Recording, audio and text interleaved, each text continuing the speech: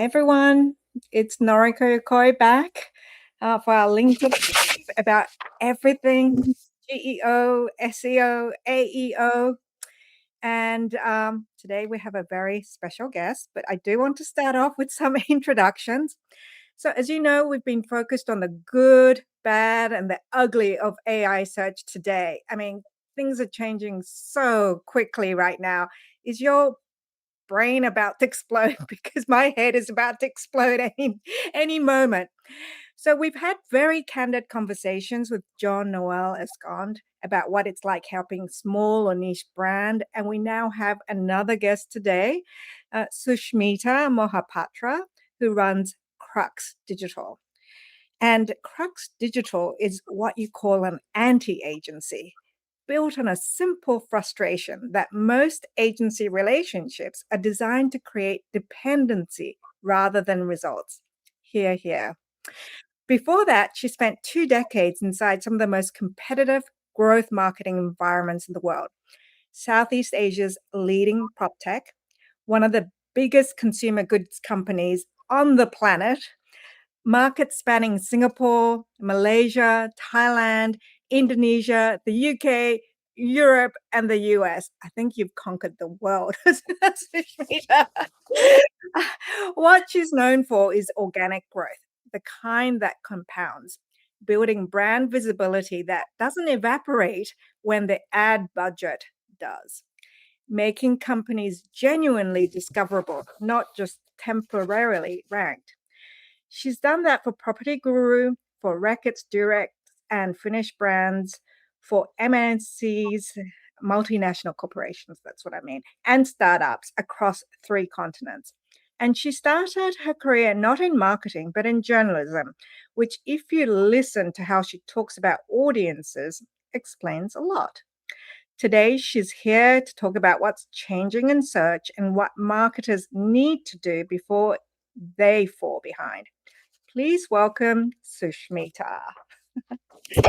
Thank you, Noriko. Thank you so much. Yes, absolutely. So we are ready to talk about the good, bad, and the ugly today, right? Yes. So let tell me a little bit. Why don't we just go right in? Okay, we're not going to go with any, sort of niceties. What is the most frustrating part of working in SEO and GEO right now? I think there's one thing that's been most frustrating, and then it has to be the fact that people don't want to test and don't want to try new things when there is a whole new world we've kind of opened ourselves up to. There is this complete trust and complete dependency on the SEO ranking system. There was a way to it, there were metrics, there was a dashboard, we knew what we were doing, and suddenly everything's changed. And not everyone really adjusts to change really well. And mostly, enterprises, SMBs, and even startups find it really difficult to figure out where their money is going and what's the result of it. And that's a fair reason to get nervous. But there is a world of change, and the only thing to do is, go in and try and learn and fail. But just sitting in the sidelines, waiting someone else to do the right thing and then expecting it'll play out for you is what has been the most frustrating. I think if there's one sentence that can summarize it, it's this. Mm, And I like, we are saying here, Geo is forcing marketing to grow up, and a mm, lot is coming at the back of it. But yeah, mm. that's the one most frustrating thing. Okay. So, as somebody who's talking to your client, maybe once a week or once a month, what is happening in the space right now? What are they coming to you about? And what are they saying to you about search or visibility right now? Okay, so the conversations have evolved, and you're right. We talk to our clients every week and actually every day in most cases because so much is happening, right? Mm, There is a new LLM, there is some new update, and again, things have changed. So I'll talk about what have we been talking about, how has it evolved, and where we are today. So mhm, when we started seeing this shift in search, and when the LLMs kind of landed on us and consumers had access to it, uh, we were already battling with a zero click environment thanks to Google. There was zero click that was emerging. There were FAQs that were being, put in, and there were lots of things that, were getting into the results page, which were above just the company page or what we want, where we got the first rank. SERP page and that SERP universe had been evolving for a year and a half. But what the LLMs did is that they changed the paradigm completely. We weren't on Google, we were on 4 or 5 different engines. They had their different ways of ranking, different sources of information. So, obviously, all of that happens. The first conversation I remember having with my clients, and it literally happened within 2 to 2.5 months, is the numbers just crashed. Everything changed, and it was not a rapid change. We were already battling with it. The LLM just kind of fast tracked it a little more. But the numbers, if you were doing a year on your chart for your clients, you could not show recovery into that whole, oh, I've taken a user into your environment. Those numbers were not coming in. And since then, there's no recovery to what the world was when you ranked 1 or 2 or 3 or within the three, the first three rankings, and the click-through rates were falling. Earlier, if we were on a number one position, we could easily estimate a certain amount of traffic hitting us on a keyword.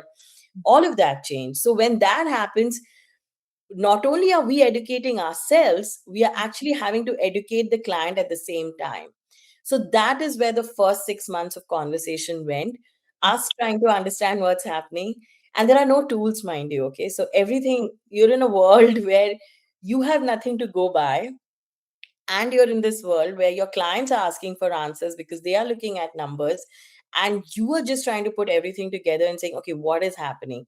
Let me talk to other people in the space. What are they seeing? Who's seeing what? So I think, I feel like all of us should have like a ghetto or something, where you go in and ask questions. This is happening to me. Is it happening to you? So I think it's really comforting seeing, Noriko, your chats with other players, because I'm like, oh God, thank God somebody's saying it, because you see, we saw it. We saw it with our clients. There was this complete instant mistrust with what we were doing. We couldn't really justify everything. We had nothing to go back with. We were speaking to people all across the globe saying, hey, what are you guys saying? Is this what's happening?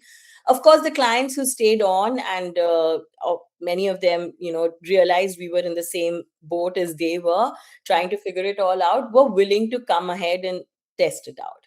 And many were obviously AI ahead in terms of not only building it within their processes, but actually talking about it to their customers. So while we are a vendor, they have customers, they were opening out these conversations. So, at Crux, we work with B2B, D2C, and B2C companies. So we have that whole bunch of players who were talking, there were customers who were changing the way they were searching, but they were also consumers. So if I could differentiate that. So the conversations were changing. So we had AI ahead companies, people, and they are not really companies, they are people who decide that I want to do it. And they are your first, I guess, ambassadors to understand this entire change with you. So they are the best clients to have, people who understand what's happened and work with you to help you test out the various things that you want to test out. So first 6 months, complete chaos, worked with the best clients and the minds who could understand that, there was transition. Second, we went really deep into testing. And, bit of a mic noise, Noriko, at your end. So with SEO, that entire thing is that, we would build blogs and product pages, and there was this funnel we had where some was awareness, some was consideration, some was conversion. Geo kind of blended it all in, right? And our product pages, which were our pages where we would get people to convert, and our blog pages started competing with each other because, Geo would cite anything from anywhere. So we started testing a lot of them. We started testing our product pages, the layout, the conversations, the language, what kind of prompts would we as consumers come in. We started testing with consumers and figuring out their prompts. We started studying what other players were doing, and we started testing on everything, not only in SEO, but when it comes and SEO is not a silo, but we actually started doing product experiments. we started working with the product team to change and bring AI prompt based search behavior into how the product showcased itself. So I'm talking about companies that curate information across the web, or Mhm. companies that offer services, but there could be different ICPs landing on the page and they don't really know which service works for them. And Mhm. you could use an AI tool to now map your need and create a personalized product recommendation. So Mhm. stuff like that started happening, and that's when we learned our biggest, okay, this is what happens with AI. But have we learned it all? No. Are we still learning? 100% yes. And are there some tests that are constantly evolving? Absolutely yes. So, yeah, I mean, that's where the entire conversations have evolved. I think having an AI aware company is your ideal client. And when I say a company, I mean that one stakeholder who's going to have your back to do this journey, or take you on this journey with him. Mhm. Well, it seems like, the last year and a half has been quite a roller coaster for you from the sounds of things of what hit. And I think that's the one thing that I don't always hear from people about, oh no, what happened, which is that moment that everyone had. And so thank you so much for sharing that with me. I know that we have this slide up about GEO forcing marketing to grow up. Can you just tell me a little bit more about this? Because I think this is very interesting. So, after that, oh no moment, you started testing. And what is this sort of learning that you got from everything that you've been doing? So, Noriko, I think the one thing that we thank Geo for, I mean, there's a lot of things we don't thank it for at all. Let's be honest, our dashboards are like a mess right now. I don't know what I'm tracking, what I'm not. So, at some points, I'm like, okay, this is what I want to look at this quarter, and then I'll come back to other stuff. So, yeah, there's a lot of things we don't thank it. But I think what we really have to give it credit for is that it has created this entire equality uh, of brands where the big brands, obviously there is this new brands and old brands, and that inequality will always stay when you enter a sector. But I think at some point it has given so much importance to what are consumers saying about your brand, and where are you there where your consumers are. That marketing, which for example had gone into this whole tactic, and let's do paid and try to get people in, and then I mean it had become fairly tactical versus strategical. And I think now everybody's like, okay, hang on, where are my consumers, why am I not there? And that's a question a marketing person has to ask constantly, and we do. But sometimes you just go into your silo. If I'm doing organic, I'm not looking at paid, I don't talk to social, I don't know what my PR team is doing, I don't know what the whole brand team works on. But right now, because organic is so dependent on a good brand health, a good brand visibility, digital PR actually calling out why we are good at what we do, and consumer reviews. So that brings in the whole consumer service, and CX teams, which we never really, we did talk to them about reviews if reviews went bad on the Google My Business or any of that. But otherwise, there wasn't a distinct connect. But now we have, Reddit being quoted and other community pages being coming in. So now all of us have to sit in a room and say, okay, now what do we do?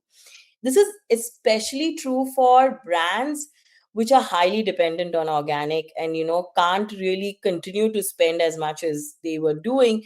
And even then, even if they were spending like a few millions, organic is the mainstay.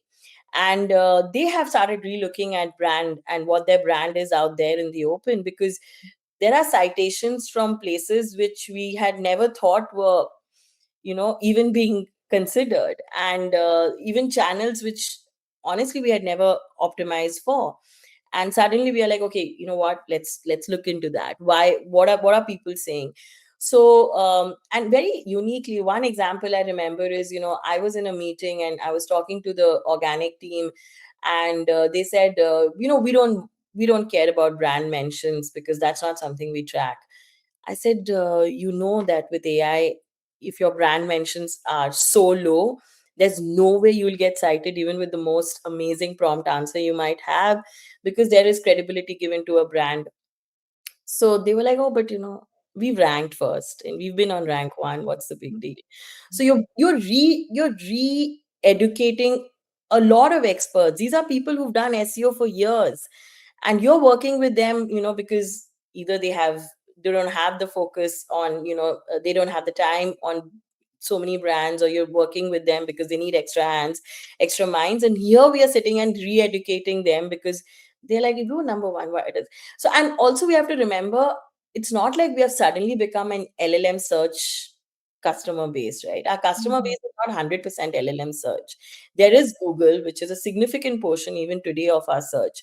So a lot of them are trying to continue the ranking system, and again, Google has come out with a study where they've given out what really matters for them in terms of AI. So which is very similar to what their entire understanding with SEO was. So some of them want to hold on to it. But we are the ones who are coming in and saying, listen, change is coming. The world is ending. You better get ready for it. Mm. I So mean, from what I can gather from everything that you've said, you all have to take a step back and have the brand health, central to all the conversations. And you can't be in your fragmented, sort of portions of marketing anymore, that you all have to align. I think that's, part of what you're saying. And that, just because Google is still dominant, it doesn't mean that you could just have your Google and SEO hat on, that really is going to be very, very difficult. I think you have that, brand is back. Can you talk a little bit more about this? Like you mentioned that it's not all about tactics anymore. So what should brands be doing right now in terms of brand equity? I think a lot of brands that we talk to right now haven't ever leveraged their equity, or haven't really tracked how much has that evolved as the brand evolved. So in this world that we work in marketing, there are some with very strong brand equity and who know how the brand evolves, and there are a whole bunch of players who've probably built a brand with this one big announcement, with a PR release here or there, but haven't really tracked their equity. I think now it's time to understand how is it playing out in all channels. And when I talk about channels, I mean there's a whole bunch of them out there right now. There's social, which has another 7 channels. There is community, where there's Reddit. There is reviews, if you have reviews embedded in your e-commerce site. So these are the big brands who are there on multi-channels, and they are getting reviews, they're getting opinions, and they've never really engaged and understood how their brand health is evolving. So one thing I'm urging a lot of them to do is start tracking it. Where is it? Have a tracker, set up a brand health study, do metric tracking, even if you were using SEO for it. Obviously ask customers, set up your NPS, start looking at your NPS at different places, start taking data and building up a CS score at the end of it. I think those are becoming very important.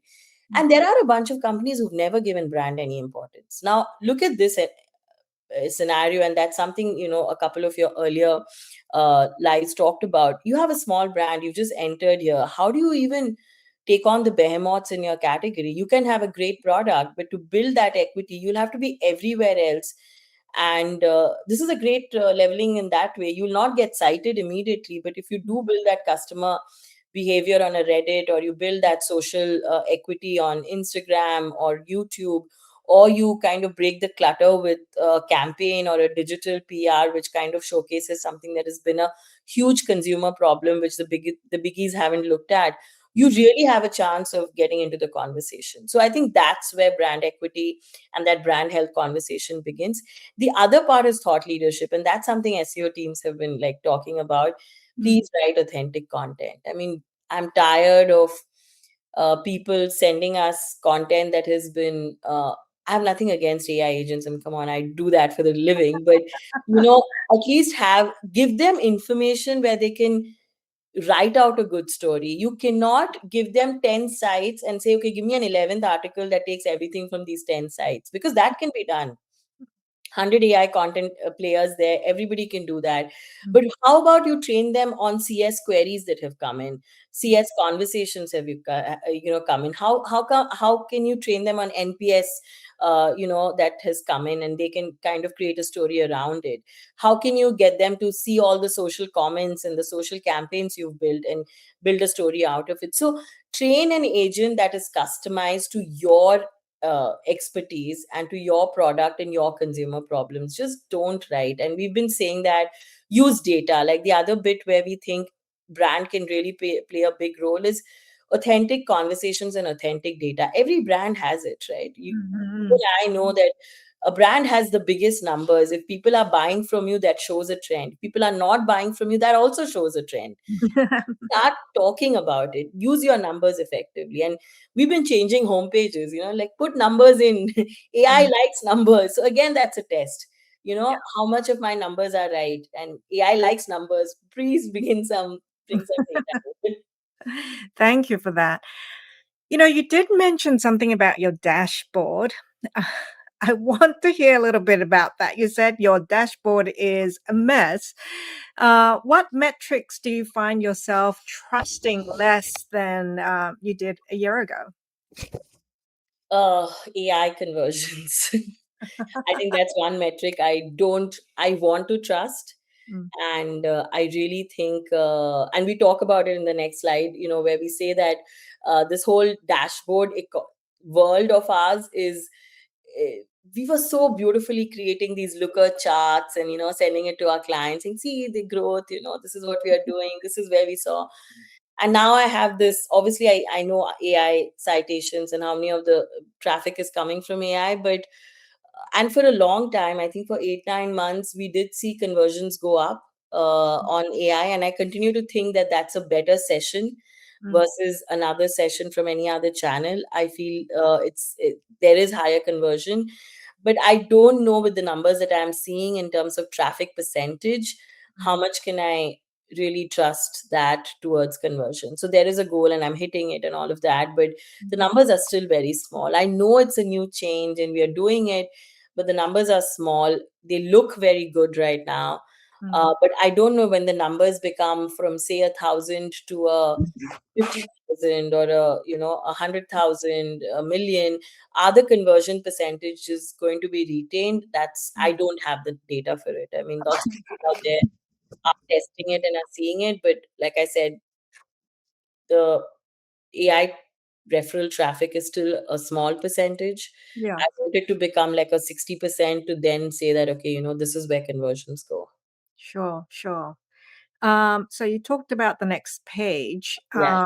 and yeah, this goes all into what are some people not saying or what's being said behind closed doors, right? There's a lot that's going on that you just don't see on social media. There's a lot of rosy painting of things out there. So let's just break this down. So tell me what is hard for people to admit right now. I know what is not being. I think you have to hate LinkedIn as a marketing partner or an agency or someone who comes in, or an anti-agency as we call ourselves, or where you could go in and they have these 5 quotes from 7 people who said that, oh, we got 268% of growth in AI. And I'm like, yeah, we started with zero, you would have got 500 also. Like, let's look at the baseline. But you know how LinkedIn is, it's so beautiful, like everybody's succeeding in this world. But I think one stark reality, which I think nobody's talking about, is that some businesses are going to uh, are going to close doors because of AI. Like I'm talking about the whole bunch of businesses that have curated information across the internet, and it's going to get more and more difficult unless the whole product moves towards personalized curation, Mm, which means my journey, my question, my budget, my recommendation. mm, And it's difficult to do because you're literally saying build a new LLM for this section, which is not easy, right? I don't know. I'm not an expert on product creation, but having been with businesses which have really thrived on collating, curating experiences, information, and then trying to give out deals and offers, etc., or businesses that have tried to really thrive on having those exclusive offers. I don't know if I don't know how long will they be able to not evolve their product and continue the same business, because I think we are now, and we've talked about it so many years, about the need for personalization.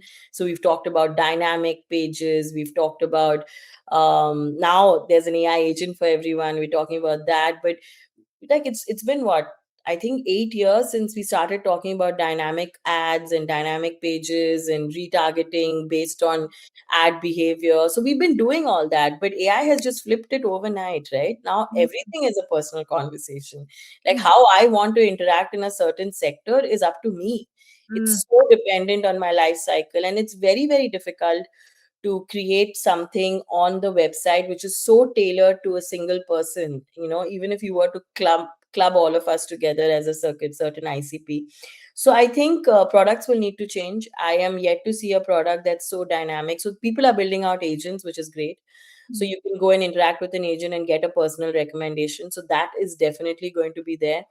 But we are at that middle, right, where you mm. can't evolve an entire product because there is new behavior coming in, but you need to evolve enough for the people who have started adapting to the new behavior. So it's not, I don't envy any product manager today, because they have to rethink their product behavior and the product access to the consumer, but also cater to like two different behaviors. So yeah, I think one thing people are really worried about is product.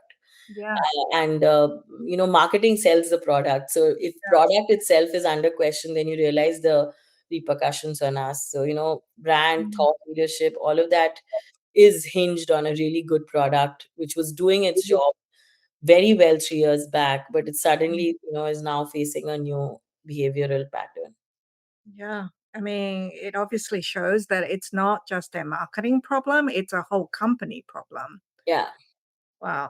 Okay. So I know that you speak to, heads of marketing, you actually speak to practitioners, you also speak to the founders and CEOs of companies. What is the hardest thing for you to explain to them right now? um So obviously we work around this whole AI, we work on growth. So growth in some extent also had product, like I was saying. I think the biggest conversation with founders is right now, uh, there are two things that they are seeing. One is the fact that the moat to enter a certain sector has become thinner and thinner. Like tomorrow, yesterday, if I wanted to create like a insurtech platform, or yesterday, if I wanted to build a product, an app for figuring out what food to give my dog, there was a big moat. Okay, now everybody has Claude Code. Everybody can, start a company, and it's not that difficult. It's not that the moat is never really that big anymore. From there was tech, tech was such a big challenge for people wanting to start an app or start a company. That has really, really become easier. You still need a efficient tech to make it work. And I'm not saying tech is obsolete, absolutely not. In fact, I feel like better tech is needed right now, because I've seen so many companies come to me say, oh, I built it overnight. And I'm like, okay, it's not working at all. So, so let's just, so, but I think the moat has become thinner, and obviously these people have built it, and today you can, and they can still rank on a lot of keywords by doing the SEO bit. They may not get cited, but that still is not 100% of our traffic today. So there's a significant upside that they have. So the competition, even in the old school SEO, is far more fierce than it was before. So founders are like, okay, what do I build next which keeps me ahead of the competition? Because I did have, my 100 clients, and suddenly I'm left with clients saying, oh, somebody has quoted me 10x cheaper prices. So what do I build next? Where do I keep my client? Because I have built something which is, good enough for me to have that trust and that. So I think that's one conversation. And the second is pretty much a conversation all of us are having, is how much of the old is new and the new is old, and how much of it is, we can keep the old learnings but move towards a new thing. How much do you invest in all channels? It's impossible for a marketing team, and don't get me started on the 15 agents everybody has built for every channel. But Mm. I just want to say, how much is it possible for a marketing team to have the right attributions, to have the right channel spends, and to bring all that learnings together? It's very difficult. It's You Mm. can't be everywhere. You want to be in some places, you want to be good. Your consumer is in a lot of places, so it goes back to building the right product for the right consumer problem. Once you do that, you would trust the product to do the rest, and marketing to assist in helping out wherever there's a clink or a product issue, and acquiring more people to understand that this problem has been solved. So that is core marketing. But yeah, I think the founders are asking that same question that all of us are asking: how much more to go before we learn it all, and It's what the new world is going to look like. Yeah, it sounds like, I mean, it is very complicated right now. As you said, we're right in the middle, which means that, you can't see the future, you can see the past, but you know that you can't cling on to the past. So it's a really sort of a very muddy place, a really muddy place. So I know that we're getting to the end of our time, but what are like two or three things that you love to share with anyone who's listening, about what they should do with their company or brand? I think first and foremost, read up a lot. I keep telling a lot of CMOs that I meet that, there's no option but to just read. And also look through the numbers on LinkedIn, because that's our primary source of understanding what other people are doing. But yeah, there is a lot of, I think there's some very honest conversations out there, and there are some really good selling out there. It's difficult, but as a CMO, that's our job. We need to look through the numbers and say, okay, this looks authentic, this seems doubtful. Also, remember, not every case study is applicable to your stage of the company, your sector, or where you are. So there are a lot of companies at different stages of growth. Your journey towards AI citations, GEO, SEO will look very different. Also, don't get overwhelmed, because I think that the nature of the way we work today is that every day there's a new agent, there's a new marketing stack, there is someone saying, oh, you should be doing this. So it's very overwhelming. But I think I always say, go back to, is your product good? Is your consumer happy? And you would have fixed the bare minimum, like the pyramid, the base of the pyramid, and everything else is a build up from there. So I think, so point one, read, do that a lot. Second, try to read through the numbers really well. So when you read, keep a lens of critique on, because some is true, some is not. Don't try to implement everything others are doing into your sector or product. There is various stages of growth, various product cycles, various behaviors. And I think lastly, test. I think, learn to fail. I think it's such a difficult lesson we don't learn in corporate, is that you will fail. You didn't know what this world looked like 7 months back. No other CMO knew it. So, it's like, I remember this big joke in marketing circles where somebody said, we need someone with social expertise and who has done social for 20 years. This was when Facebook was launched 6 years back. And Mhm. they said, we need 20 years of experience in social. So, anytime you look at a thing where people say need to have built AI agent, or needs to know about the AI agentic world with at least 5 years of experience, that's not the company, because nothing really existed for a lot of us 5 years back.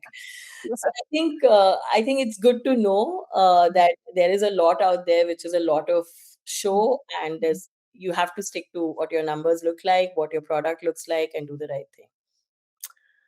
Well, Sushmita, thank you so much for this. I think we can go on for another session just about, even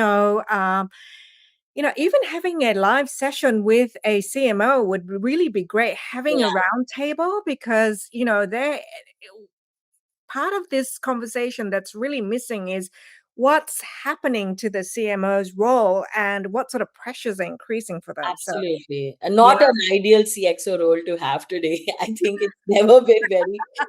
Every time somebody gives a CMO role to a friend and they're like, they've offered me a CMO, I don't know whether to celebrate or say, okay, here's the same champagne in which you can also drown your tears, because it's a really difficult one. Well, thank you so much for this. And thank you so much for your time. So it was Sushmita Mohapatra, and you can find her on LinkedIn, and she is the founder of Crux Digital. All right. Thank you, everyone. Bye.